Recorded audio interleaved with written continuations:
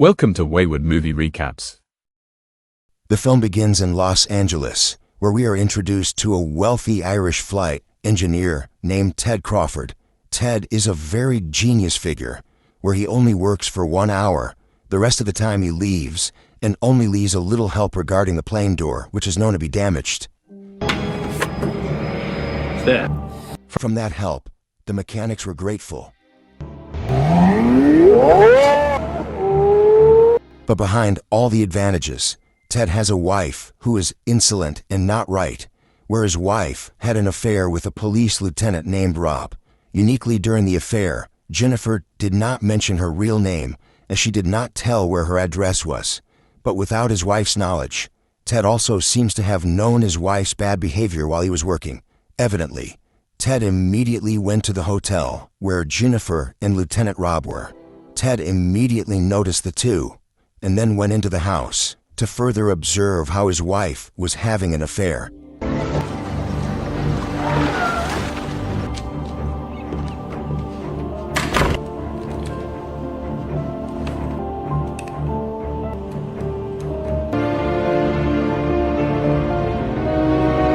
Next, Ted's wife drove home, and as she entered the house, Ted appeared to surprise her.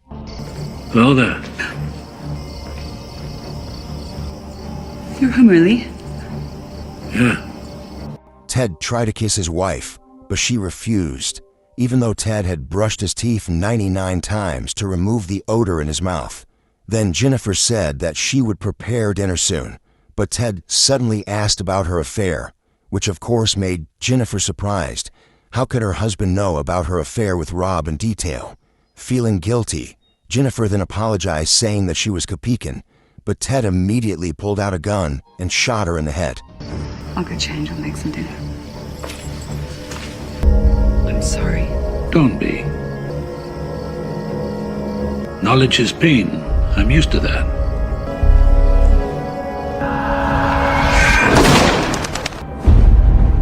Meanwhile, the gardeners who heard the gunshots immediately approached to check, but Ted immediately fired a few more shots, which frightened the workers in his house and made them scatter. After that, Ted wiped the bullet casings on the ground, cleaned himself up, and burned the clothes he was wearing to get rid of the evidence. Mr. and Mrs. Crawford?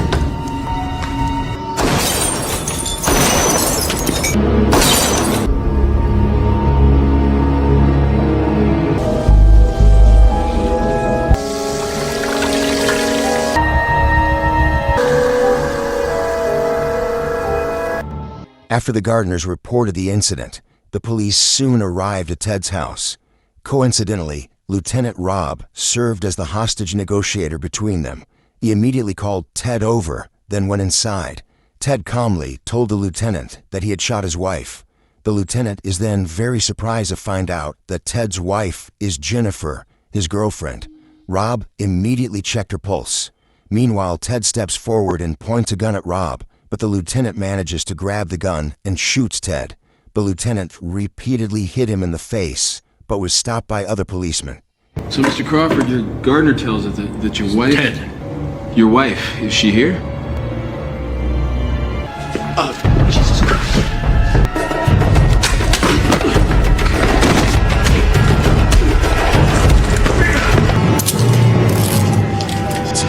Eventually, Ted was arrested and detained by the authorities.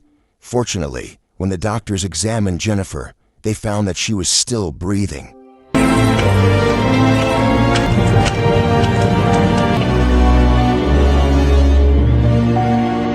Next, we are introduced to Willie, a deputy district attorney.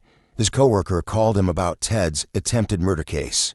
Since there are witnesses available and Ted's confession, Willie believes this will be a simple case, so he decides to handle it right away. Ted did not ask for a lawyer at the preliminary hearing, as he wanted to represent himself. Both the judge and Willie were surprised that he was in such a serious situation and advised him to engage the services of a lawyer.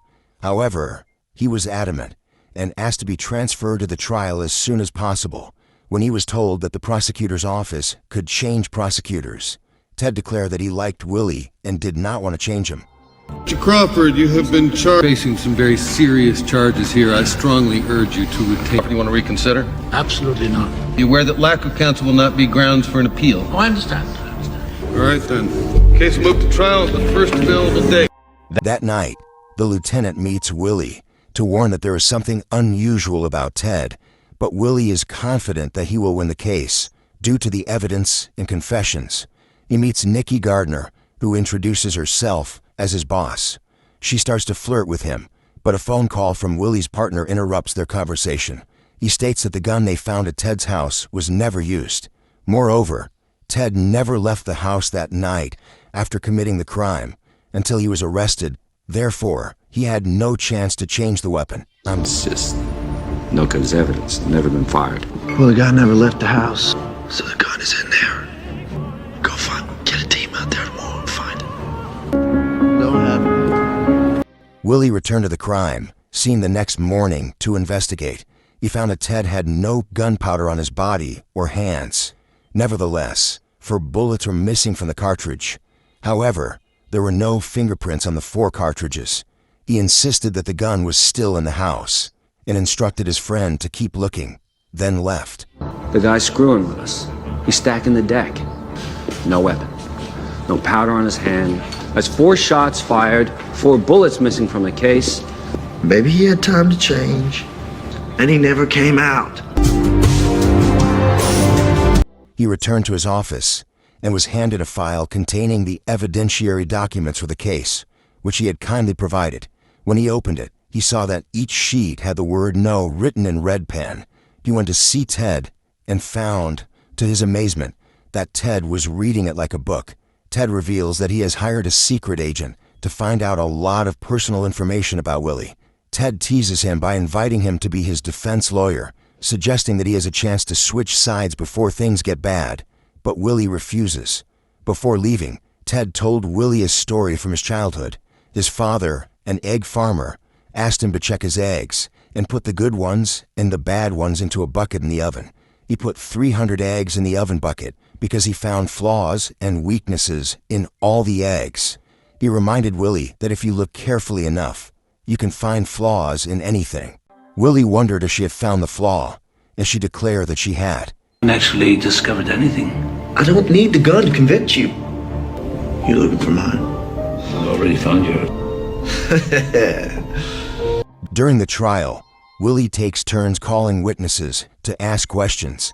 Ted sat quietly, drawing some blueprints without paying attention to the witnesses' statements, and did not come forward to ask questions. Willie called the lieutenant as a witness, and he stated that Ted had confessed to killing his wife. Ted replies that the lieutenant was having an affair with his wife, and he has the proof. The lieutenant got up from his chair and aggressively pounced on Ted. As a result, the trial was adjourned. He confessed to shooting his wife. What time? 5:12 exactly. Mr. Crawford. Yes, Your Honor. Sorry, Mr. Crawford. Did you say something? Yes, I wish to object. I'm sorry, Your Honor, but what would you call it legally when the officer who arrested you was having sexual intercourse with your wife? Rob. Oh, shit. Bailiffs, please! Please! We're in recess. That night, Willie, Ted, and the judge sat down together. Ted has evidence about the motel where the lieutenant and Jennifer spent time together, as he hired a private detective to investigate. In addition, since the lieutenant was present at the time of the confession, this may have encouraged Ted to say what killed his wife, just to please the lieutenant. As a result, the judge dismissed the plea and gave Willie a few days to find more evidence, and failing that, Ted could go home.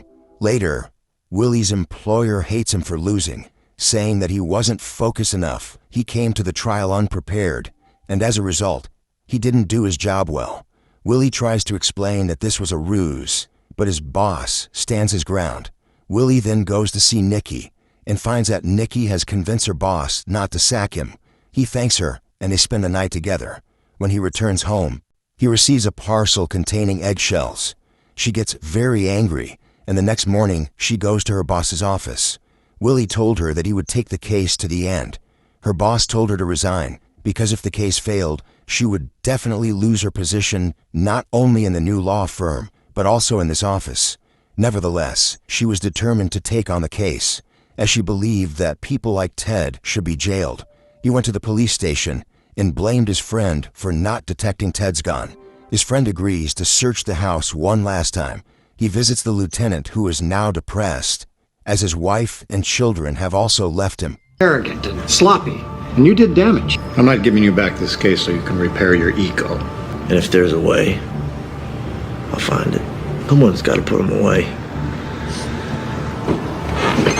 Together, I'll go over it one more time. And that's it. Your inability to do your job effectively is making it very difficult for me to do. Well, you know they're The gun's in the house. I'm back in trial on Monday. Later, he goes to the motel where the lovers' meeting took place and is told that he will be given the day's CCTV footage. When he returned to the office, he received a call from Ted. The old man continues to mock his efforts. Willie goes to Ted's house and finds that the police still haven't found a gun. Willie watches the house without feeling sad and goes to the hospital in the hope that Jennifer will come to her senses. A doctor enters and tells him that it is highly unlikely, even if Jennifer regains consciousness, she won't be able to speak, let alone remember who shot her. Later, he's invited to Nikki's family home for a meal. The case is discussed during the meal, and Nikki's brother mocks Willie. However, he does not yet know that Willie has returned to the case and is furious when he finds out. Nikki argues with Willie for a while, then leaves. Nikki's father, a judge, encourages Willie to fight for justice. It's not over till it's over. That looked pretty over. I'm actually not. You lied to me. It doesn't work with me. Now, I didn't lie to you. I told you. I went out on a limb. I told Bert this was over. I didn't ask you to do that, Nick.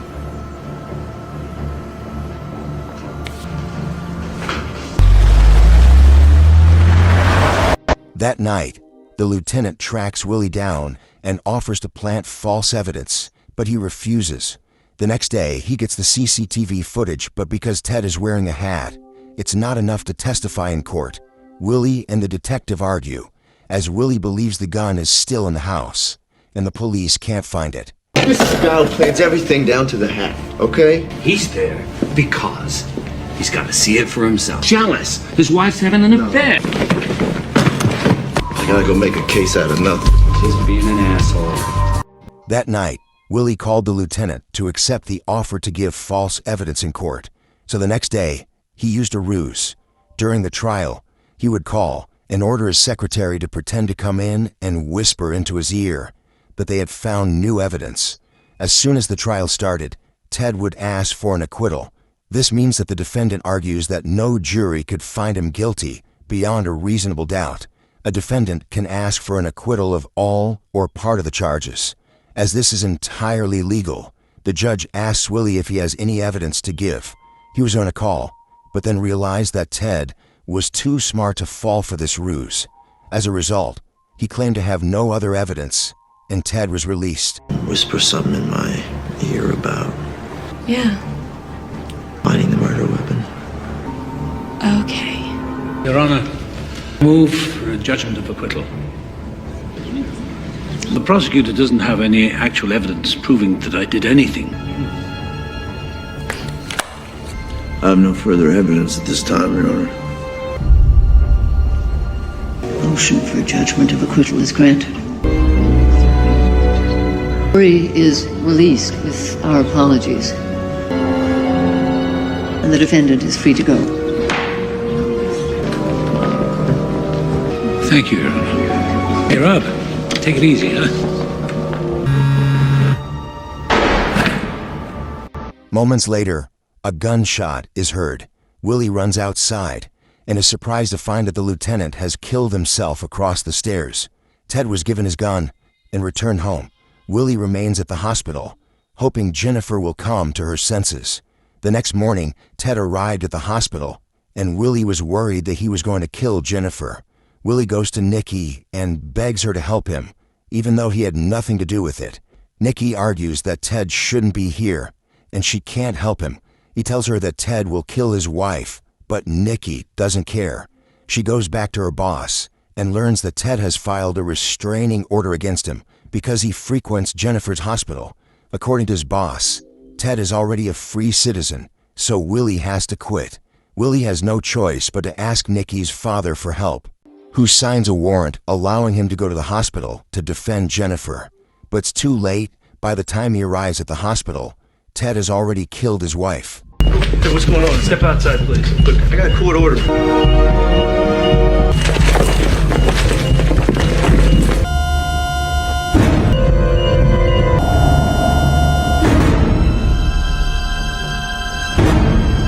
The next day, Willie was cleaning the garage when his boss approached and asked him to return to work, but he refused out of shame. He felt guilty for letting a murderer go free, but his employer replied that it was actually an attempted murder. This gave him an idea. She continued reading legal documents and checking the facts. He meets up with his detective friend, and when they place their phones next to each other, the detective mistakenly picks up Willie's phone as they are identical. Ted's mocking phone call to Willie makes him realize something and points it out to the detective. Ted invites him to his house to give him a gift before he leaves on a trip. I called to say goodbye. Won't be quite the same without our Jennifer, though. Will it? Just let yourself in. Willie enters Ted's house and discovers all his deceptions. Willie discovers that he bought a gun like the lieutenant's, then goes to a motel to exchange the two firearms. When a lieutenant finds Jennifer on the ground, he swaps the guns again. He knew that the lieutenant would bring his gun to show in court, so he swapped them again. Ted smiled, confirmed that what Willie had said was accurate, and criticized the lieutenant for bringing the gun they were looking for during the trial. Ted claims that he only used one shot and killed 2 rabbits. He says that even if Willie has evidence, he cannot charge Ted, as the same person cannot be charged twice for the same crime.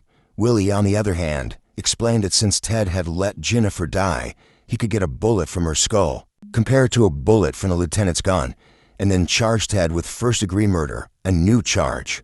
The police then came to arrest Ted. Very clever. Admitted, Willie, it was beautiful. Bearing the only piece of evidence, he sat through the entire trial. He used it on himself. So you can't touch me. Ever. She was alive. But you just had to pull that plug, didn't you? Now she's dead. That's murder. That's homicide first degree, and that's new charges. That's new evidence.